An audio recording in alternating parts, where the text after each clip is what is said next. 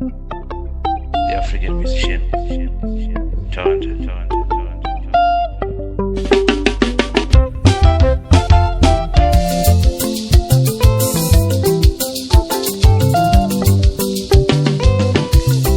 Yakapera nguva yandaifamba ndega ndava nemasawira andichafamba ndega. Yakapera nguva yataitamba navo avasi vedu ava Atichatamba navo isu.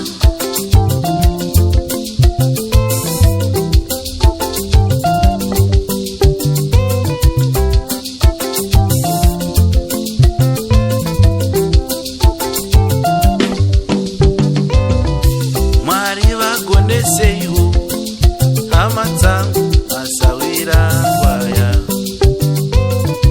Mwari varopafadzewo kani masawira angwaya. Teresi kuti mve sawirawo ndikwe wazvonawo hereiwe. Ngotenga kangopisa onditiwo kwani ndisawira kwanguyo. Mwari varopafadzewo masawira angu. Mwari vatungamirewo pazvinhu zvose masawira angwaya.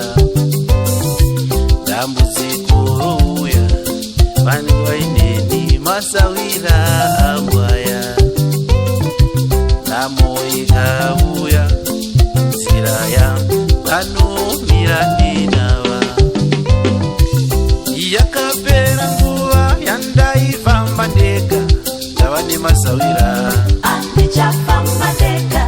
Yakapera nguva yataitamba navo avasi vedu ava Atichatamba navo isu.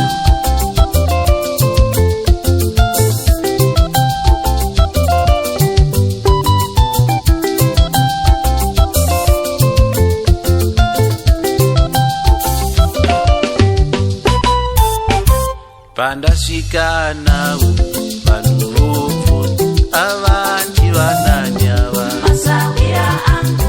Ukandona ndinavo usabvunze masawira angwaya. Masawira angu. Chandinobata ndechavo nasawira angwaya. Masawira angu. Kunyange kumba kwangu vanomira neni masawira angwaya. Masawira angu. Kunyange pane zvinonetsa varipo masawira angwaya. Masawira angu. Nyangwe musi wemuchato vaineni masawira angwaya. Masawira angu. Kunyange kudoro vaneni masawira angwaya. Masawira angu. Unonzwa voti sawira kwedu aiwapa wataita. Masawira angu. Yakapera nguva yandaifamba ndega ndava nemasawira. Andichafamba ndega. Yakapera nguva yataitamba navo avasi vedu ava Atichatamba navo isu.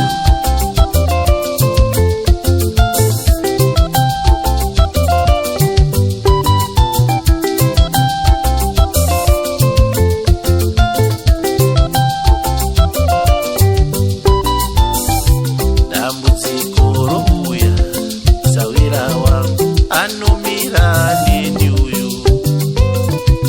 Muvharo uchiuya masawira angu ndinotya nawo ava.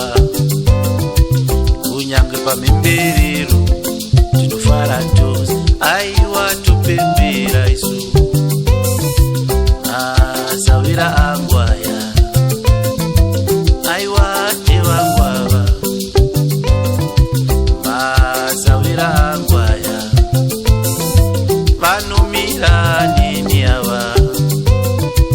Masawira angwaya vanondivakava. Masawira angwaya vanondifurira use. Yakapera nguva yandaifamba ndega avani masawira andichafamba ndega yakapera nguva yataitamba navo avasiya